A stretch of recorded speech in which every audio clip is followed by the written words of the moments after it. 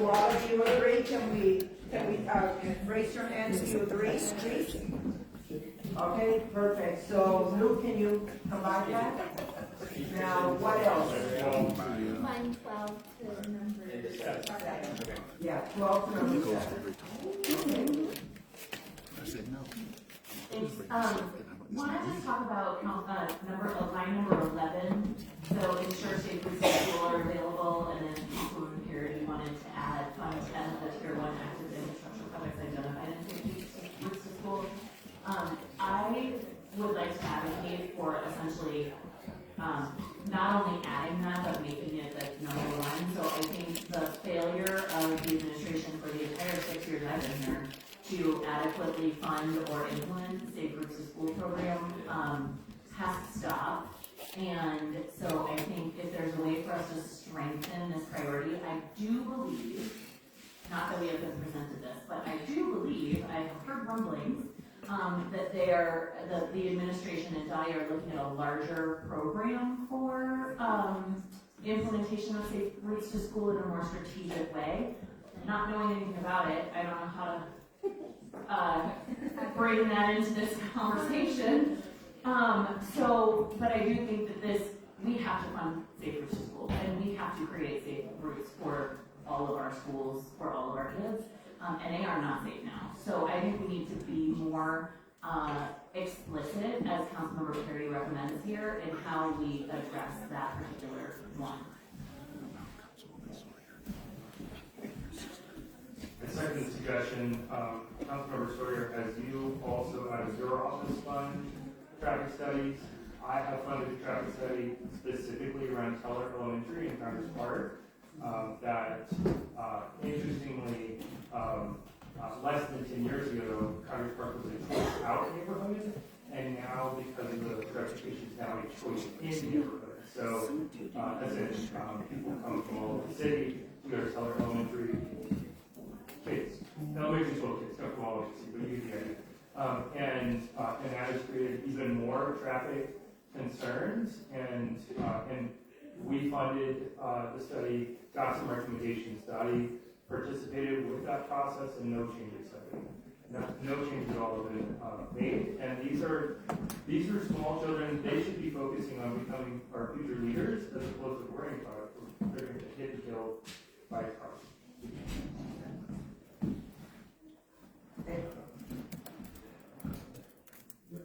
Different topic and question clarification on number 10. Complete a road safety audit on all high injury networks by the end of 2026. Wanting to get more detail on what is actually envisioned.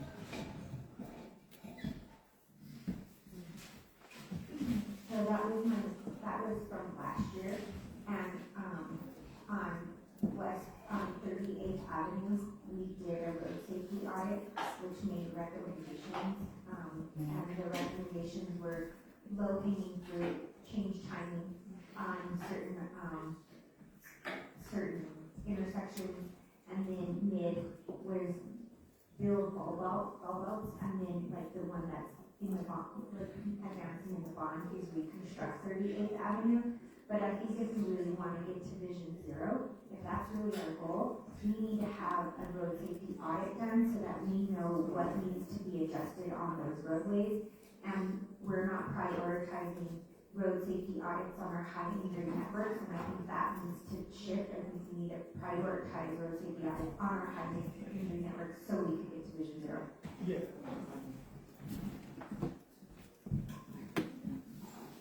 Well, as part of the goal, our high injury network is pretty substantial by the end of 26. We had it for 2025 last year. Yeah. We just Okay, well, we might want to adjust that, yeah. or say begin, blah, blah, blah, whatever you want to do it, but yeah, absolutely, thank you. Was this yours? From last year? But, okay. I like this one. I'm wondering if we could add something in here, and, complete a road safety audit, and include phase in implementation plans for the already completed road safety audits, because I've been told, there's a whole bunch of road safety audits that get done. There is no public document that shows the phased-in plan for the CIP list to get the improvements done, and so it asks that we add that in there. So is that a motion? Sure. Okay, can you, okay, but are you still discussing that one? Okay, so do we have to go through that, or is that okay too? Okay, okay, so Luke, did you get it? Nope. Alright. Complete a road safety audit on all high injury networks and share the phase-in plan for implementation on already completed audits by the end of 2026. Or whatever date you want, but, Yeah, at least Thank you. 27. okay. Do we also need to change the year from 2026 to 2027? Are you all okay with that?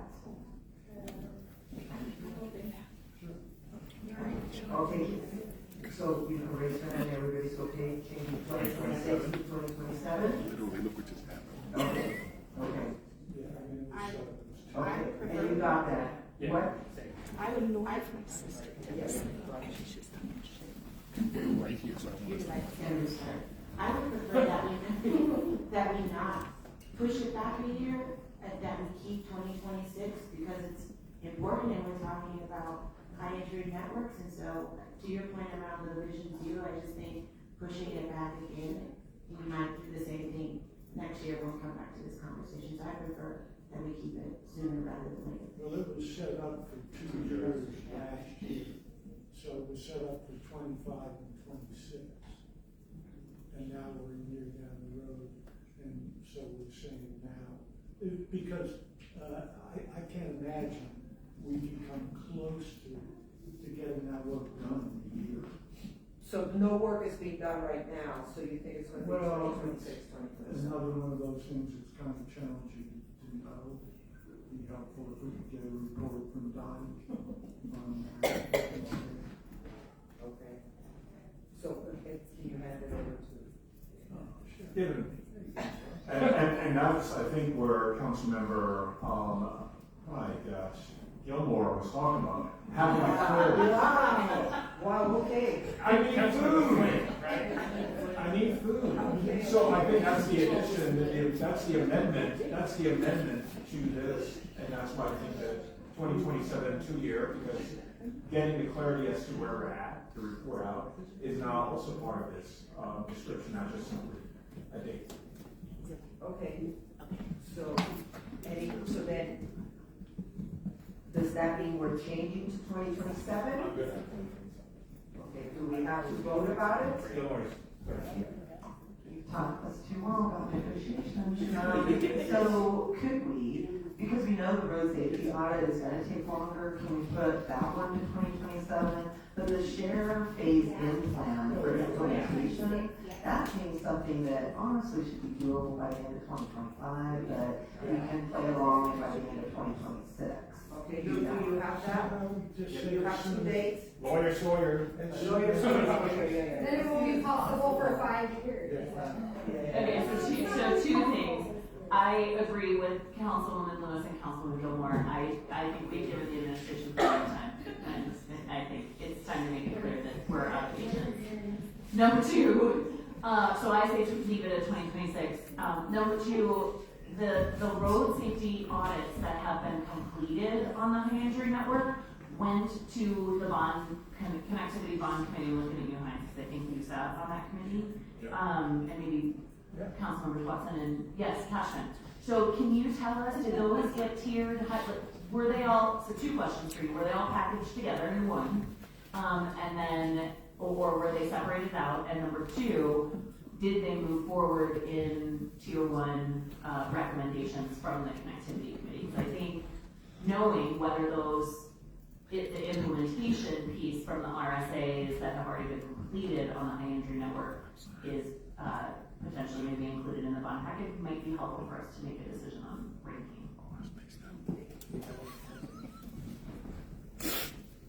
So they were all combined into one project, and we had more than 60 projects to score. So we had about $1 billion in tier one, about $1 billion in tier two, about $1 billion in tier three. One of the challenges that we had is we had a few different buckets that were citywide buckets, and that didn't have necessarily a single dollar item attached to it because it wasn't a named project. We could spend $1 billion just on traffic lights as an example. So we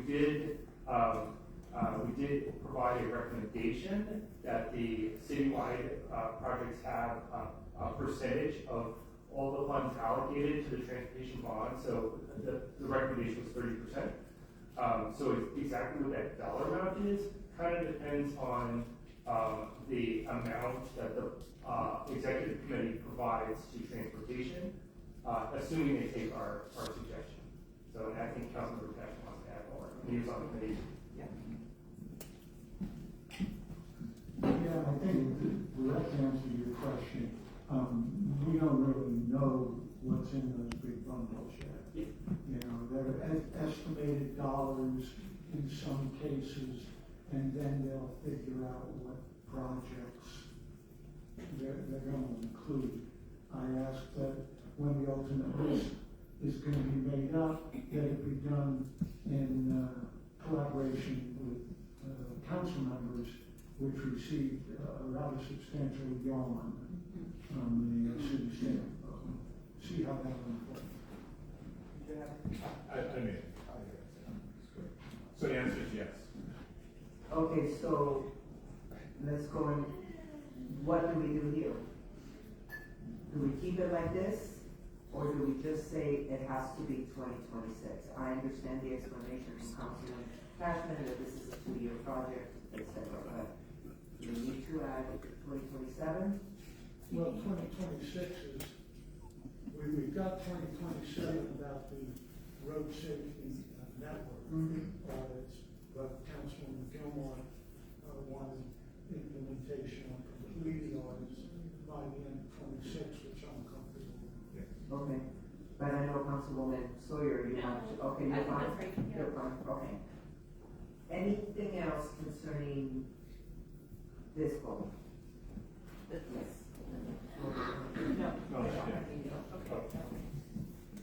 So I struggle with row 8. I struggle because I think that we should provide some additional support to RTD. The people did vote to give us transportation, a Department of Transportation. All of RTD's equipment, all of it is fully accessible for everyone, including people who use wheelchairs.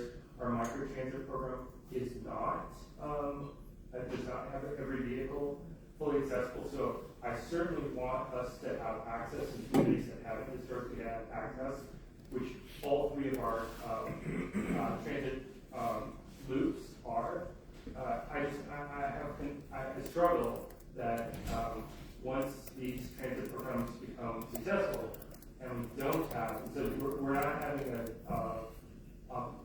decline in service now for those who have use wheelchairs or those who have disability needs, but we could in the future. And so I just want to share my struggle with this item. I'm not saying it's bad or good necessarily, but I did want to put that out there. And then She had. The ones that I've written in do have you're probably right, probably not all do. But isn't there the Accessoride program that's specific for people with needs?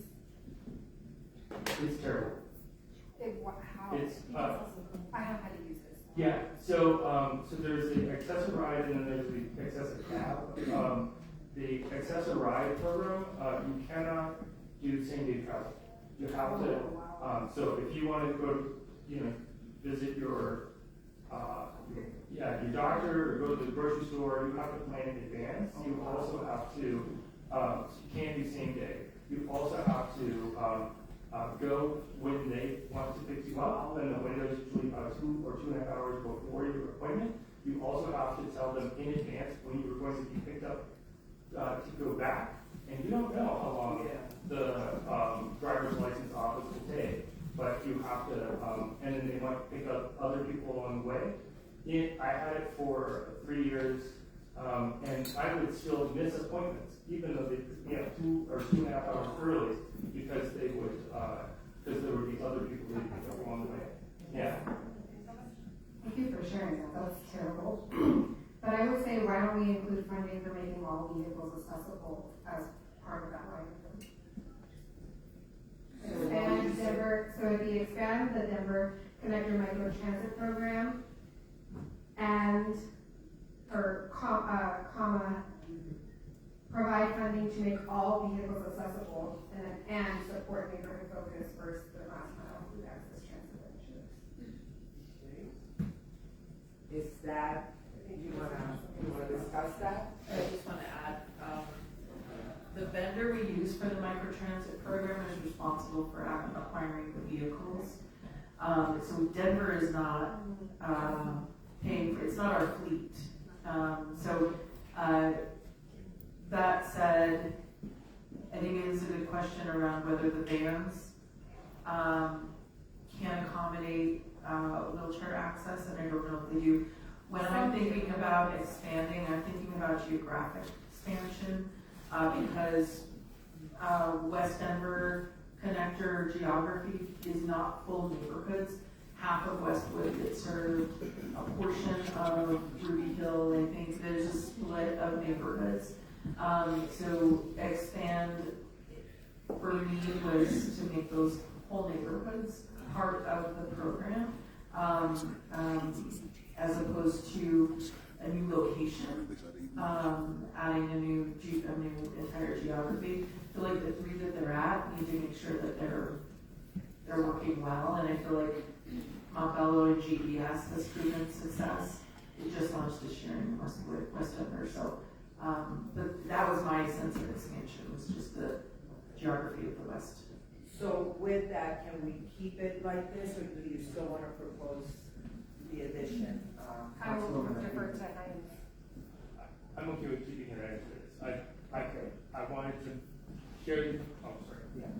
I'm okay with keeping it as is. I wanted to share the concern. I think that I would be doing the disability community a service by not bringing it up. But I hope that as we provide contracts for vendors in the future, that we consider that, or if not mandate.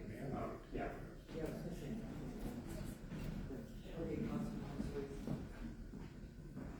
Thanks. Just looking at number 12, which is about the bus rapid transit. So a couple of things here. So it says ensure sufficient funding for next BRT routes to remain on schedule, plus fund key bus stop improvements along BRT routes and traffic calming measures in nearby neighborhoods. 2 comments on this. Number 1, the next BRT routes are run by the state of Colorado and RTD. The city of Denver has nothing to do with them, so I don't think that we should be putting dollars towards something that we're not doing. And number 2, looking at the traffic calming measures in nearby neighborhoods piece, the way the federal MUTCD runs, you have to meet a warrant for those traffic calming measures, which means you can't even assess them until those BRT connections are put in and we see the actual results in the neighborhoods of that. So I think that's a great request, but maybe for the future.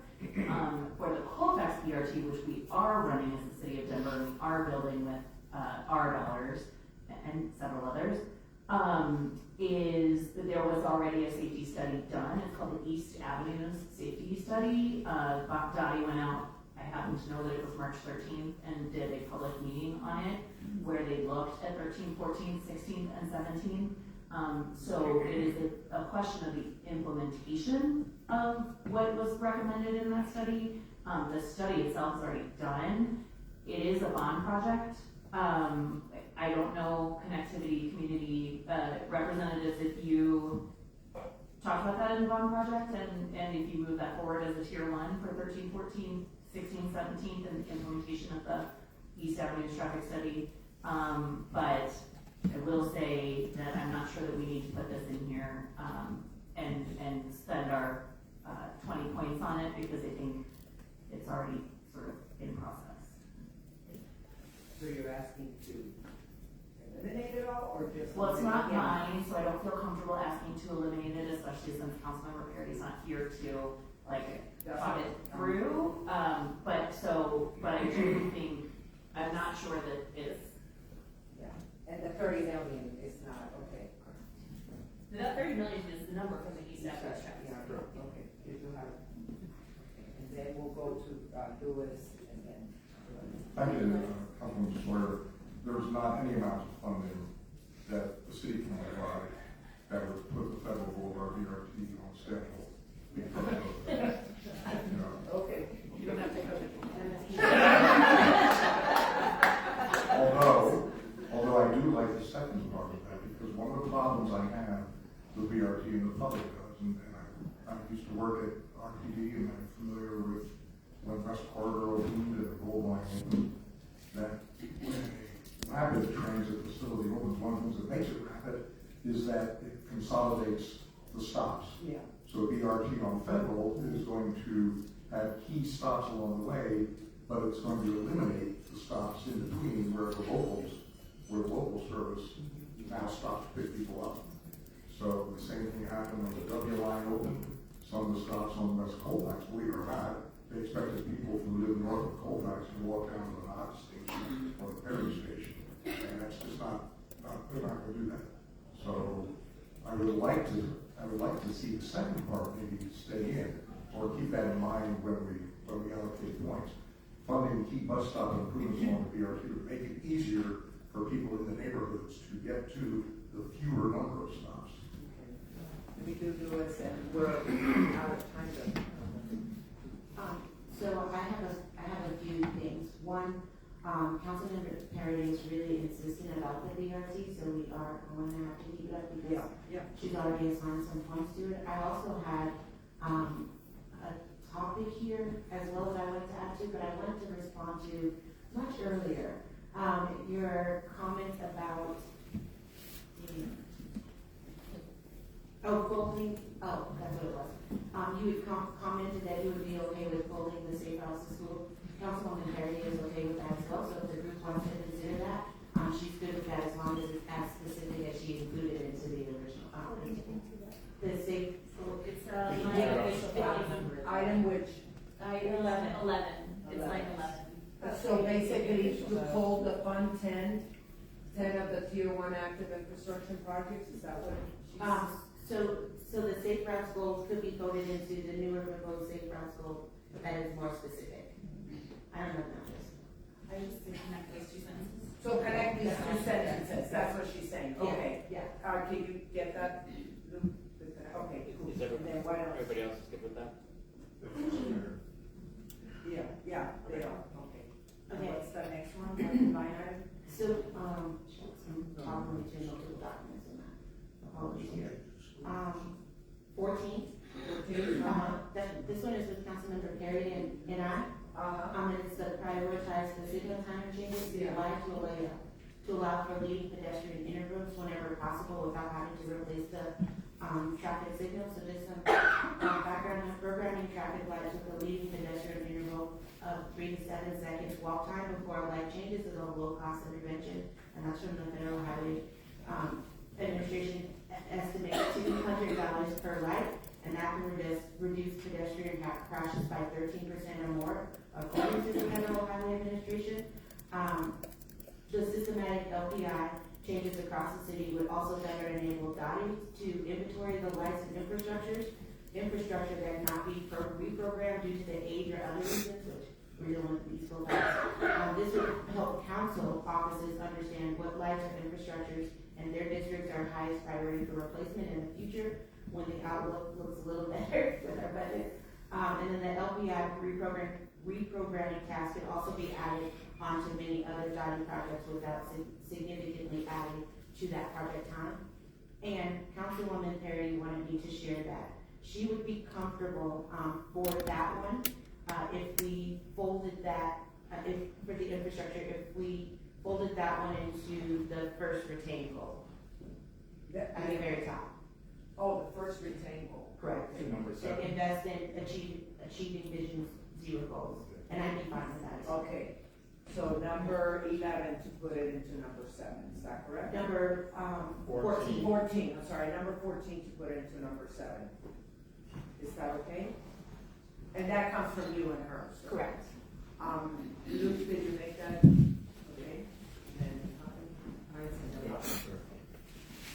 So, Councilmember Sawyer, your request, or your question about, the East Avenue traffic study, there were 2 line items, 13th to 14th safety improvements, and 17th and 18th, transit speed and reliability. Those were both listed as tier 1 in our recommendation. So that creates the East, put those together, that's the East Avenue traffic study.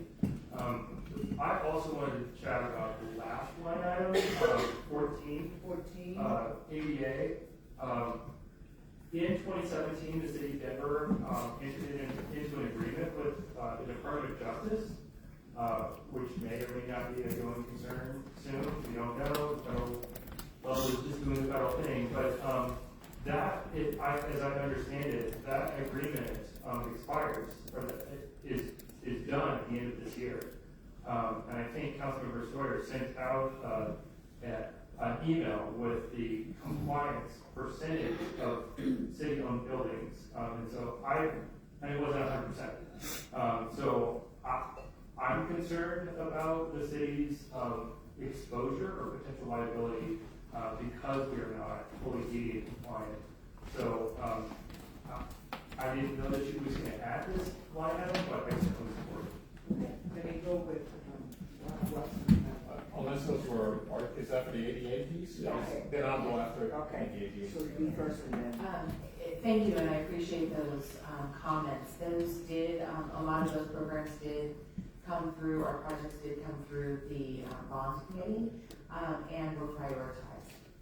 Okay, I don't remember the exact numbers of the tier, but I remember we had a lot of really robust conversation, and those were definitely closer to the top.